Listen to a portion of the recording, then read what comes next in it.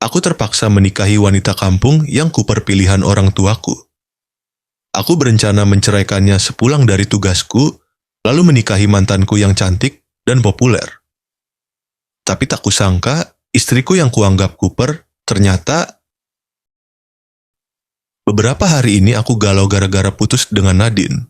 Walau dia setuju dengan rencanaku, sepertinya dia masih marah. Sejak saat itu, dia tak lagi menghubungiku. Kini, aku mencoba menenangkan diri di tempat biasa aku nongkrong seusai bertugas. Ruangan itu penuh asap rokok dan kopi sachet. Suara tawa dan bola biliar bergema, 3 meja sudah penuh. Aku menjatuhkan diri ke sofa pojok, tubuhku berat, bukan karena latihan, melainkan perasaan yang melelahkan, kecewa, marah, jengah. "Bang, kok kenapa?" Suara menyentak lamunanku. Letnan Fadli, sepupuku sekaligus rekan setim, mendekat membawa 2 cangkir kopi. Ia duduk di sampingku, menyerahkan 1. "Kamu kelihatan kayak habis dijatuhi vonis. Kamu bertengkar sama Nadine, kami baru putus." Fadli terbelalak. "Serius? Karena perjodohan itu?" Aku mengangguk pelan, malas bicara. Tiba-tiba suara lain ikut menyahut. "Jadi, Bang Kahil beneran mau nikah sama pilihan Pak Jenderal?" Itu suara Sersan Raka yang bersandar santai di meja biliar, mengunyah permen karet. Aku hanya mengangguk. Wah, seru Baim, sepupuku yang masih prajurit muda. Kalau Pak Jenderal yang pilih, pasti ceweknya luar biasa. Cantik, anggun, keluarga terpandang. Kapan kita dikenalin? Aku tertawa sinis, bukan bangga, melainkan geli. Cantik? Bahkan dari namanya aja ketahuan kampungan. Gak mungkin cantik. "Siapa namanya?" tanya Fadli penasaran. "Sumayyah," jawabku menahan tawa. Dengar namanya aja aku tahu dia bukan perempuan berkelas. Gaul? Jangan harap. Mungkin bahkan gak tahu cara dandan.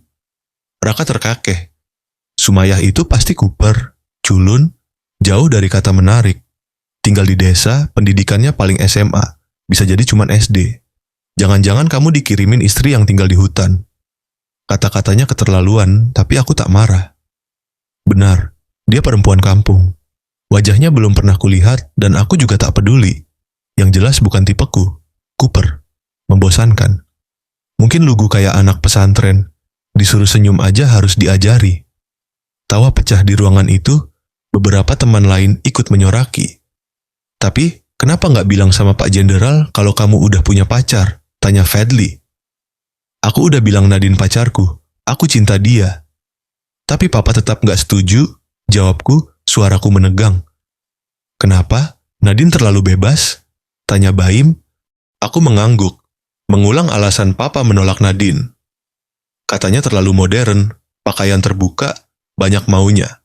Sebaliknya, perempuan desa sederhana dianggap paling cocok.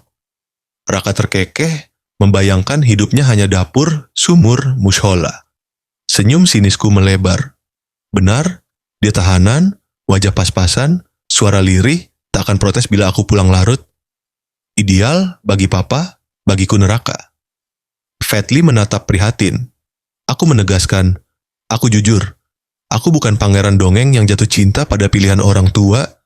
Aku tahu siapa yang cocok. Hanya Nadine. Ruangan mendadak hening, tawa sirna, menyisakan tatapan simpati dan kopi yang mulai dingin.